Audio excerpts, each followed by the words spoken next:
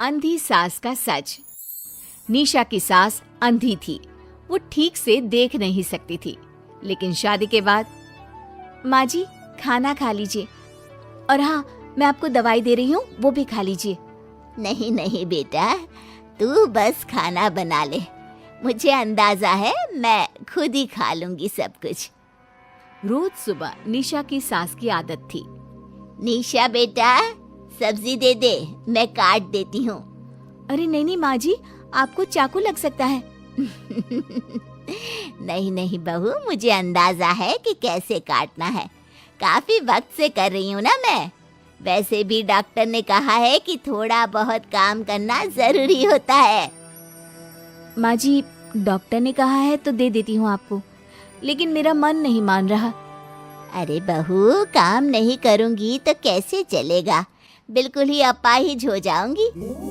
निशा सास को वो जो काम बोलती वो करने दे देती है। एक दिन निशा की सहेली का फोन आता है। सास सुन रही होती है कि वो किसी से बात कर रही है। क्या हो गया रमा, हमेशा परेशान से ही क्यों रहती हो? आ जाओ ना कभी मेरे घर पर। अरे नहीं रे, तुझे परेशान नहीं करना चाहती हूँ। मैं जानती हूँ तेरी सास अंधी है। अरे कैसे मैनेज करती होगी तू अकेले? मेरे घर में मेरी सास कोई काम नहीं करती। मैंने तो इनको साफ कह दिया है कि काम करेंगी तो ठीक है, नहीं तो इन्हें वृद्धाश्रम छोड़ आऊंगी। निशा की सास सहेली की बात सुनकर डर जाती है। वो बिना निशा का जवाब सुने वहां से चली जाती है। सास के जाने के बाद निशा कहती है, अरे नहीं नहीं, मेरी सास तो पूरा काम करती है। वो सब्जी काट देती है तो मैं छोंक देती हूँ, वो आटा गूंथ देती है तो मैं रोटी बना देती हूँ। अरे माँ जी तो झाड़ू भी इतना अच्छा लगाती है कि किसी को लगे ही नहीं कि किसी अंधे इंसान ने झाड़ू लगाया होगा। तू तो किस्मत वाली है।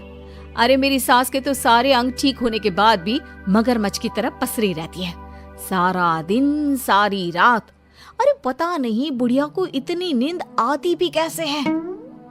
खैर, वक्त बीतता है और एक दिन निशा मोहल्ले में पति के साथ जा रही होती है कि सास की सहेली मिल जाती है। अरे आंटी कैसी हैं आप? कहाँ जा रही हैं? तुम लोगों के घर ही जा रही हूँ बेटा, तेरी माँ ने बुलाया है, कह रही थी बहुत जरूरी काम है। वैसे तुम लोग कहाँ जा रहे हो? हम मेरे मायके जा रहे हैं। अच्छा, आप मम्मी जी के पास रहेंगी तो हम लोगों को कोई चिंता भी नहीं होगी। बेटा बहू चले जाते हैं। सहेली निशा के घर में जैसे ही घुसती है, उसकी सास कहती है, आ गई रीना, जब से अंधी हो गई हूँ तू तो आती ही नहीं घर। अरे क्या बताऊं सीमा, तेरा तो मुझे कुछ समझ में ही नहीं आया। अरे जैसे ही बेटी की शादी हुई उधर तू अंधी हो गई, कैसे? मतलब समझ में नहीं आया। सास जोर जोर से हंसती है। अरे पागल हो गई है क्या? किसी अच्छे डॉक्टर को दिखाना, ठीक हो जाएगी। मन नहीं करता क्या दुनिया देखने का? कल को पोता पोती होंगे, उन्हें कौन खिलाएगा? तेरी भी तो बहू आई है, तेरे भी तो बेटे को बच्चा हुआ, कितना खिला लिया तूने। अरे हमारी तो किस्मत ही फूटी थी। लड़की की पहले दिन से ही डिमांड थी कि सास ससुर के साथ नहीं रहना, चाहे जो हो जाए। अब बोल क्या करती मैं? फिर क्या कर लिया तूने? दोनों आंखें होने के बाद भी परेशान ही है ना? हाँ, पर चल कम से कम दुनिया देख तो रही हूँ ना, तेरी तरह अंधी तो नहीं हो गई। निशा की सास शांत हो जाती है। उनकी आंख से आंसू गिरने लगते हैं। अरे अरे रो मत, क्यों रो रही है? वैसे भी दुनिया में ऐसा कुछ नहीं है कि जो देखा जाए।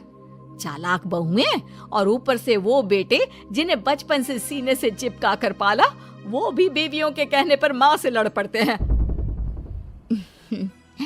तेरी गुलाबी रंग की साड़ी बहुत अच्छी लग रही है, और ये जो चश्मे का फ्रेम है ना, जच रहा है तुझ पर। सहेली शांत हो जाती है। मतलब तू अंधी नहीं है, तू देख सकती है। हाँ, तू मेरी सबसे खास सहेली है, इसलिए बता रही हूँ। मैं ठीक हूँ, बिल्कुल ठीक। अरे तो फिर अंधी होने का नाटक क्यों कर रही है? दुनिया देख ली है मैंने, देखा है मैंने कैसे सास को देखकर बहुएं रंग बदलती है। मैं अपने बेटे के बिना नहीं रह सकती। पति का साया तो पहले ही उठ गया, बेटे को बहू ले गई तो क्या करूँगी।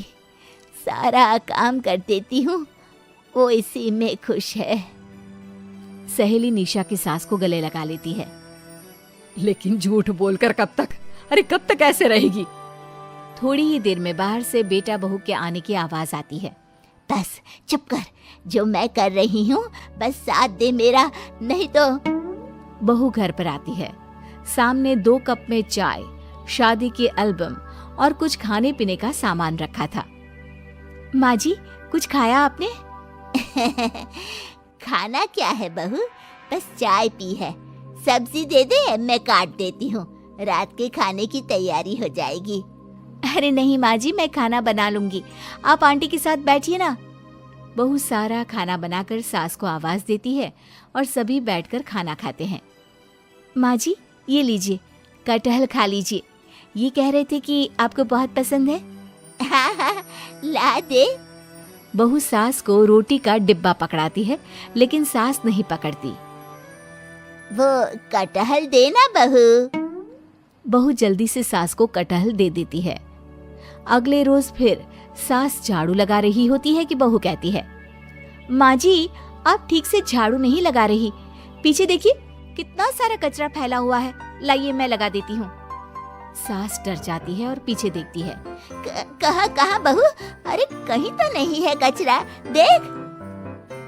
नहीं माँ जी, आप देख नहीं सकती ना, इसलिए आपको नहीं दिखा। बहू सास से झाड़ू लेकर सारे घर में झाड़ू लगा देती है। सास अब जो काम करने जाती, बहू उनसे छीन लेती। क्या बात है बहू, आजकल तुम मुझे कोई काम क्यों नहीं करने देती? माँ जी, काम ही क्या है, हम 3 लोगों के लिए खाना और 2 कमरे की घर की सफाई, ये तो मैं आसानी से कर सकती हूँ।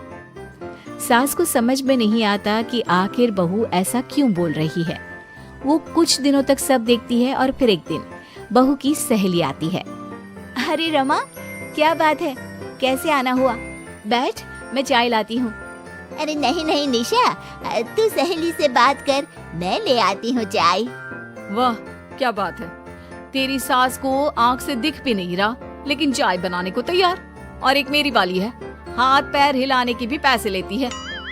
वैसे यार आज मैं रिलैक्स हूँ, छोड़ आई मैं उन्हें वृद्धाश्रम। सास डर जाती है और अंदर से चाय बनाकर ले आती है, लेकिन डर के मारे सास के हाथ से चाय की ट्रे गिर जाती है। बहू की सहेली बोल पड़ती है, अरे कुछ काम होता नहीं है तो करती क्यों है बुढ़िया, एहसान दिखाने के लिए? अरे मैं तो कहती हूँ तू भी इस अंधी को वहीं छोड़ा। नहीं नहीं निशा बहू, मुझे माफ कर दे, गलती से ट्रे गिर गई, मैं सारा काम करूँगी, बस मुझे मेरे बेटे से अलग ना कर, मैं नहीं रह पाऊंगी उसे देखे बिना। बस माँ, यही सुनना था। आप देख सकती हैं, फिर भी डर के मारे जो नाटक आपने अंधी होने का खेला, मैं उसे खत्म करना चाहती थी। माँ जी, आप घर की बड़ी हैं, मेरे पति की माँ है, मेरे लिए आपकी जगह भगवान से कम नहीं। आप अंधी नहीं भी होंगी तो भी मैं कभी भी आपको खुद से दूर नहीं करूंगी। माँ जी, मेरा विश्वास रखिए। फिर निशा सहेली को देखती है। अच्छा होगा रमा कि तू मेरे घर से चली जाए, क्योंकि मेरे घर में ऐसे लोगों के लिए कोई जगह नहीं है जो बड़ों की इज्जत नहीं करते। सास चैन की सांस लेती है। जीती रहे बहू, जीती रहे।